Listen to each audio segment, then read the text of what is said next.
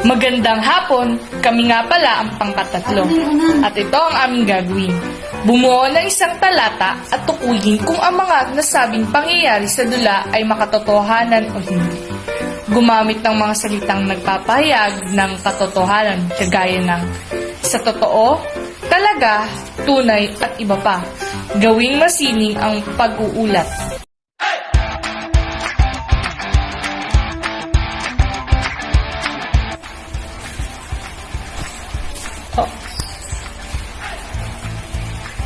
Habang si Julia ay nagbuburda, nakaharap sa kanya si Tenyo. Nang biglang dumating ang kaibigan nitong si Lucas. Ayon kay Lucas, nadakip ang ama ni Tenyong na si Kapitan Ingo dahil sa napagkamalan nitong isang tulisan. Kaya't ninais ni Tenyong na ipaghiganti ito kahit tutol dito ang kanyang kasintahan na si Julia at ang kanyang ina na si Kapitan Puten. Tunay nga makatotohanan ng mga pangyayari dito sapagkat kung ikaw ay napagkamalang tulisan, maaari ka talagang ipadakip. At bilang isang anak naman, kapag nasa panganib ang iyong magulang ay hindi ka mag-aatubiling tulungan ito, gaya ng ginawa ni Tenyo.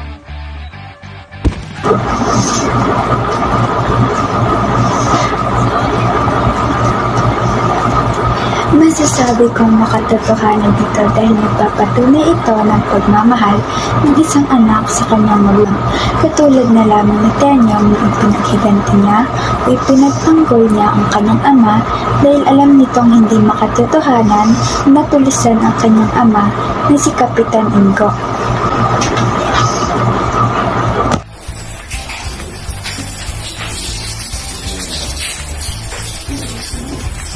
Ngunit wala silang nagawa at itinuloy ni Tenyong ang kanyang planong paghiganti.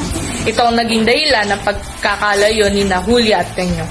Nang sila ay magkaiwalay, may dumating na isang mayaman manliligaw kay Julia na nagngangalang Miguel. Sinagot ito ni Julia at nagpasya sila ay magpakasal. Upang ipaalam kay Tenyong ang mangyayaring kasal, nagpadala si Julia ng sulat kay Lucas. Ngunit hindi ito nasagot ni Tenyong dahil may nangyayaring labanan at ibinili na lamang na dadalo na lamang siya sa araw ng kasal ni Julia.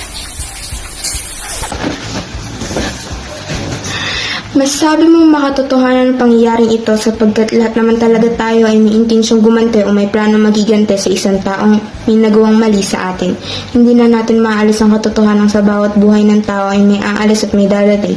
Katulad na lamang ni Miguel na isang mayamang manliligaw ni Julia na dumating na magkahiwalay sina Julia at Tenyong.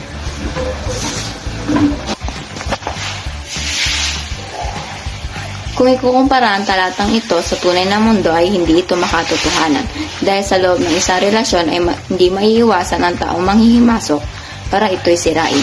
At ang paghihiganti ay kasalanan lamang sa kalikasan ng tao kahit hindi ito maiiwasan. Hindi lahat ng tao ay santo, tulad na lamang ni Tenyong na nagawang gumanti kahit hindi ito tama.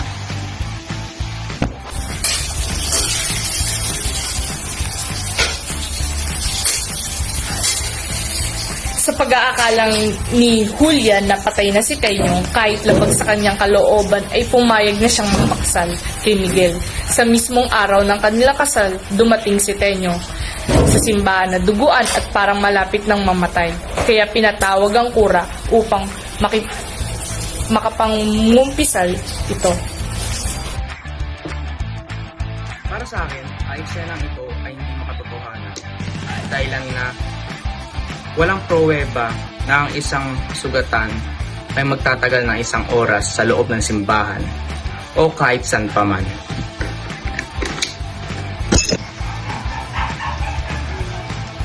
Sa aking palagay, ito ay makatotohanan sapagkat tunay na may mga tao na nakikipag-isang dibdib kahit labag sa kanilang kalooban. Ngunit, hindi makatotohanan ng eksena na dumating sa simbahan ni Tenyong na duguan.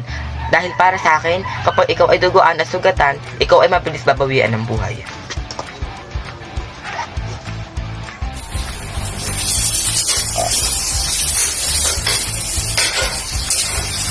Bilang uling kahilingan, sinabi ni Tenyong na gusto niyang makasal kay Julia. Pumayag naman dito si Tadio, ang ama ni Miguel, at si Juana, ang ina naman ni Julia, dahil sa pag-aakalang mamamatay na nga ito. makatotohanan naman sinabi dahil inakala ni Tenyo na may taling na ang buhay ni Wala na inan ni Julia.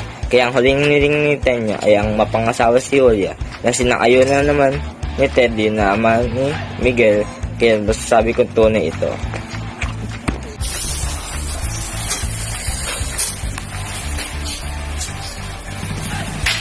Ngunit nagulat ang lahat nang biglang bumangon si Tenyong at nagsigaw ng mga tao na walang sugat. Nalinlang pala ni Tenyong ang lahat ng tao sa loob ng simbahan upang siya ang makasal sa dating kasintahan na si Julia.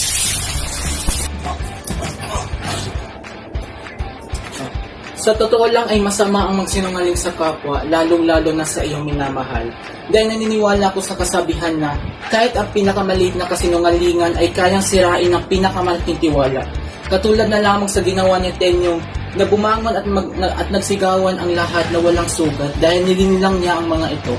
Ngunit dahil sa may natitira pa siya pagmamahal kay Julia, ay gusto niya talaga na ipakasal niya ito. At dito na nga pala nagtatapos ang gawa ng pangkatatlo. Sana'y may natutunan kayong bago. Hanggang sa muli, paalam!